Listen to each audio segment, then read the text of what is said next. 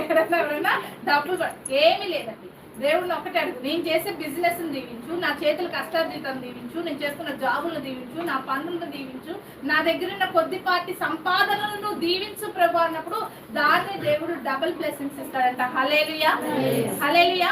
అంతేగాని ఎక్కడి నుండో ఏదో వచ్చి ఊడిపడవండి. నిన్నే దేవుడు దీవించాలి, ఎవరో వచ్చి నీకు ఇవ్వటం కాదు.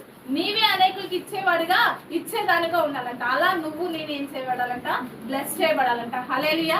అలా బ్లెస్ చేయబడాలంటే నీ దగ్గర ఉన్న దాన్ని బట్టి దేవుడికి ప్రార్థన చేయి. నేను ఈ పని చేస్తున్నానయ్యా, నేను ఈ వృత్తిలో ఉన్నానయ్యా, నేను యొక్క బిజినెస్ లో ఉన్నానయ్యా, ఇదిగో నా భర్త ఇలా ఉన్నాడయ్యా, నా దగ్గర ఇది ఉంది ప్రభా, నా బిడ్డలు ఇది చదువుతున్నారయ్యా, వాళ్ళని దీవించు, నా భర్తను దీవించు, నా భార్యను దీవించు, మా సంపాదన నువ్వేం చెయ్యి, బ్లెస్ చెయ్యి. హల్లెలూయా, హల్లెలూయా. ఆ స్త్రీని దేవుడు దీవించాడా లేదా? అప్పులు తీరేనే లేవా?